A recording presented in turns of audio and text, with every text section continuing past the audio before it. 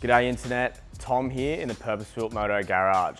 You would have seen over the last little while we've been trying our hand more and more often at restoration work. It's something that I've started to really like doing.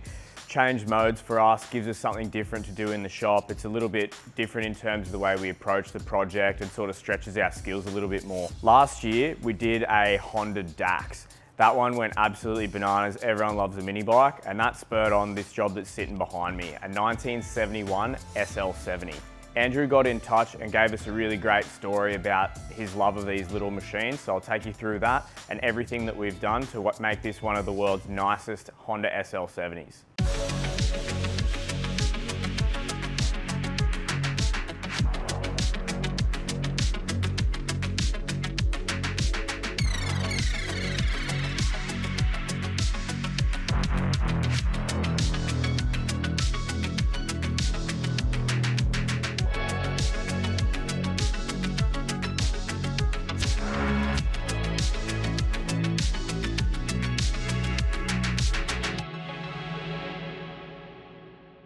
So like I said before, Andrew and his brother have a real love for these little, I'm just gonna sit on this bike because it's too tempting to just look at. So him and his brother love these little machines.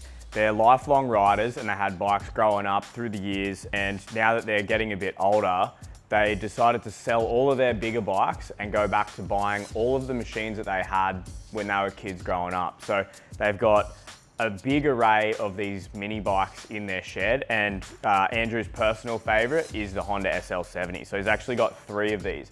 Pretty hard little machine to find and even harder to source parts for, which I'll run you through as we talk over this project. So he got in touch, he loved the CT70 that we built for a customer of ours, Jake, and just the attention to detail that went in on that tiny little machine. So the idea for this one initially started out as a perfect concourse restoration. Since then, he went and purchased another SL70, and the brief changed a little bit. So we weren't going completely factory original, we were going for a super nice restoration, but with some upgraded touches. So things like polishing the hubs, chroming out the top triple clamp, and making things a little bit nicer than what they would have been out of the factory. So that's the way that we approach this project. 98% of the parts on this machine are Honda OEM, and then there's been a few things that we've had to either manufacture to match the factory part because we couldn't find it, or slightly upgrade it.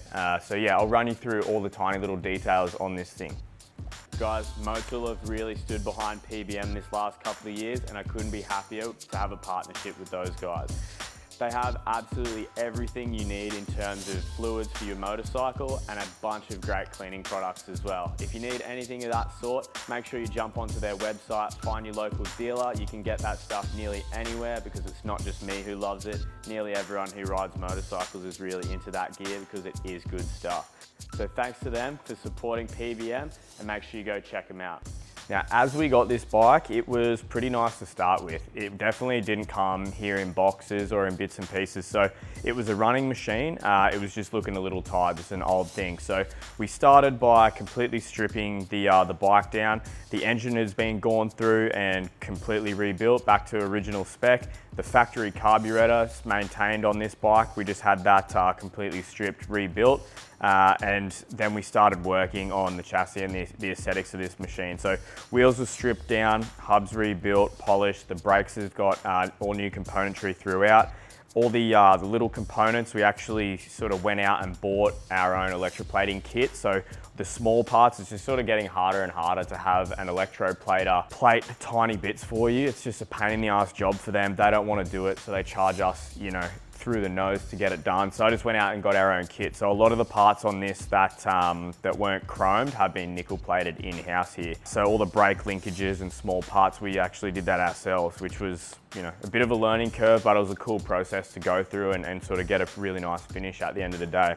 As we went through this bike, there were a few things that weren't on it originally that the motorcycle that we were building it to be needed. So on these bikes, the speedos were a factory option. They didn't come as stock. It was insanely hard to find. I was sort of like going through my digital Rolodex of part suppliers and contacts that I know who have collections and you know, sheds full of wrecked bikes, and I could not find anything. Eventually I found this from a small store in the USA.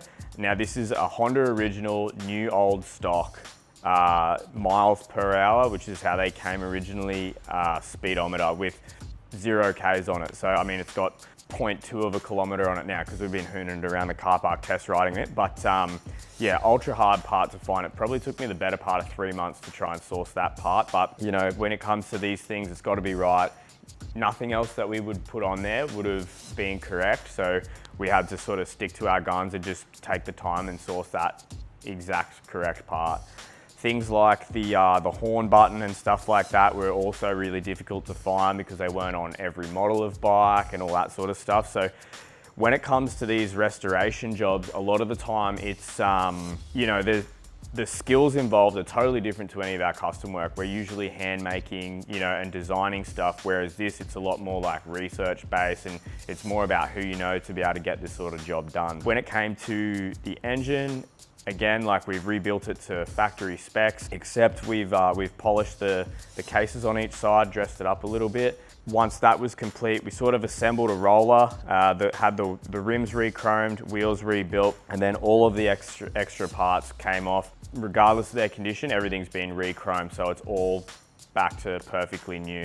When it came to assembly, we started to put this thing back together. As we were putting it together, it's gone back together with stainless steel hardware. All of the sort of like casting marks or forge marks off the fasteners have been machined off and polished. So there's a lot of insane detailing work that's gone into this bike. And you know, every step of the way, we were sending photo updates to Andrew. He's a guy from down in Melbourne, and you know, obviously getting him more and more excited as this project went on, seeing this little dream come to life for him. Couple of little challenges that we had. We'd ordered an aftermarket sort of like factory replica exhaust from a supplier that we use quite regularly, and the quality of the part that we got was absolutely dog shit.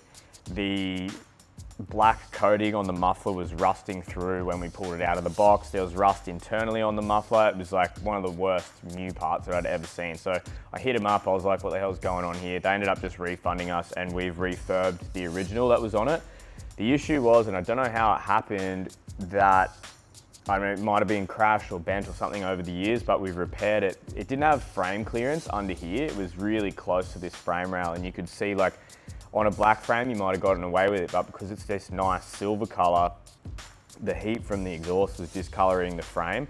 And you know, the customer being having a really fine eye for that sort of stuff, that was never going to be good enough. So we've had to, you know, make a few little changes to where, you know, keep it looking as original as possible. You wouldn't really tell what we've done, but it's just created that little bit of space to make sure that you're not going to get any heat discoloration on the frame.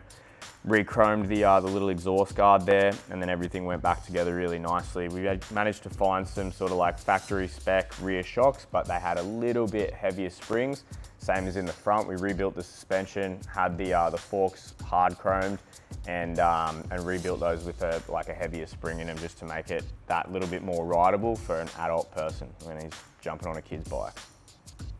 Now, we've been working a little bit lately with Colour Fuel, a paint shop from down in Sydney. So when it came time to have the bodywork and stuff painted on this bike, we packed the parts up, sent it down to Sammy in Sydney. It was a bit of a challenge finding the correct color, because the original color of this motorcycle was, I think they came in 2 colors. There's a red and a blue.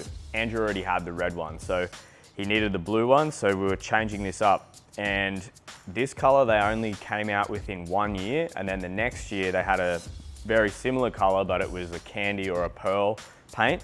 So this is like a flat color, and that's the one that we wanted. We couldn't find a paint code, we couldn't find a sample to match it to. So Sam's done a really good job from finding photos of these bikes online and other samples that are similar from the Honda range, and then mixed up a custom color to get it to this perfect SL70 blue. I forget what the name of the color is, but that was a really like drawn out process. Usually we can give a paint color code or something and then a painter knows straight away, but having to mix this by eye and get that exactly right. And like I said before, Andrew is very particular about the finish and the fit on these bikes, so it had to be exactly right. And so I think, you know, without being able to machine match it, that's about as close as you're going to get to perfect on a machine like this. And the color and the paint quality speaks for itself. Like everything else on this bike, it had to be absolutely perfect, otherwise it just was not going to cut it.